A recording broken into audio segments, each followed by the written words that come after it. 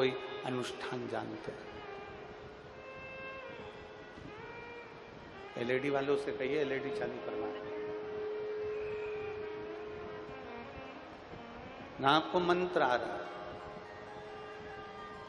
ना आपको साधना आ रही है, ना आपको तप आ रहा है,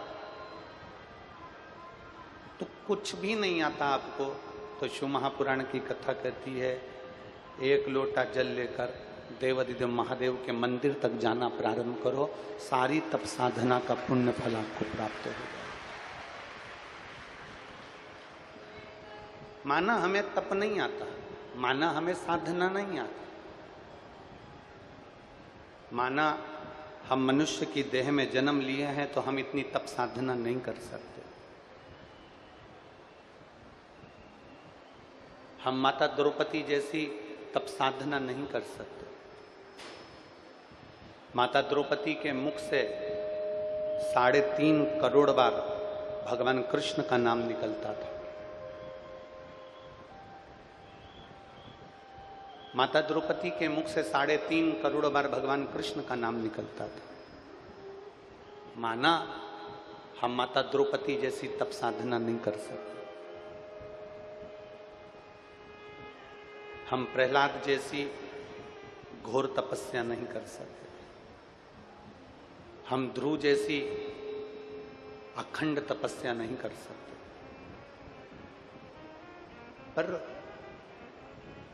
हम ना तप कर पा रहे हैं, ना साधना कर पा रहे हैं, ना कोई हमारे व्रत भी, हम जितने व्रत करते हैं ना, ये व्रत भी, तुम ये मत सोचो कि बहुत तुम्हारे व्रत भगवान स्वीकार कर रहे हैं। उस व्रत में ना जाने हम किसको क्या बोल देते हैं, उस व्रत में ना जाने हम किसको क्या शब्द कह देते हैं। व्रत करने को अगर आप तैयार होते हैं तो व्रत करने से पहले विक्रम और बेताल की कथा का स्मरण करा करो। विक्रम बेताल की कथा क्या कहती है कि तू बोला और मैं चला। व्रत करने से पहले आप विक्रम बेताल की कथा का स्मरण करो कि जिस दिन हमारा व्रत है, जिस दिन हमारा उपास है, जिस दिन हम व्रत कर रहे हैं, उस दिन यदि भूलवश भी हमारे मुख से कुछ गलत निकल गया तो ये मानकर चलना कि उस व्रत का कोई पुण्य फल हमारे खाते में नहीं। एक संतोषी माता का व्रत होता है जिसमें लोग कहते हैं कि खट्टा नहीं खाना, पर शिव महापुराण की कथा कहती है खट्टा नहीं खाना है, ये व्रत नहीं कहता। व्रत कहता है कि खट्टा बोलो मत।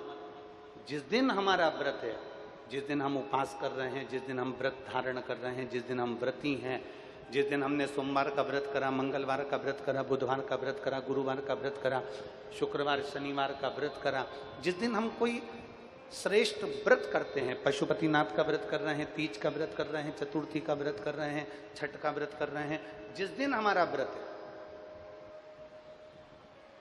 उस दिन हमारे मुख से किसी के लिए अपशब्द नहीं निकलना चाहिए। जिस दिन हम व्रत करें तो हमारे मुख से किसी के लिए आड़े टेढ़े शब्द ना निकले। तुमने व्रत में साबूदाना की खिचड़ी खाई कि भगर खाया, कि चिप्स खाई, कि वेपर्स खाया, कि बटाटे का हलवा खाया, आलू का हलवा खाया, तुमने क्या खाया? व्रत वो मूल नहीं है। व्रत ये मूल है कि हमारे द्वारा, इस शरीर के द्वारा, चित्त के द्वारा, बुद्धि के द्वारा, अपने द्वारा, अपनी वाणी के द्वारा हम किसी का दिल तो नहीं दुखा रहे। अब हमने व्रत कर लिया और बहुत घोर व्रत किया हमने, और व्रत करने के बाद यदि हम किसी का दिल दुखा दें, व्रत करने के बाद हम किसी को अपशब्द कह दें, व्रत करने के बाद हम किसी के लिए आड़ा टेढ़ा कह दें, तो वो व्रत की मूलता नहीं है हमारा। ऐसे व्रत को मेरा महादेव भी स्वीकार नहीं करता।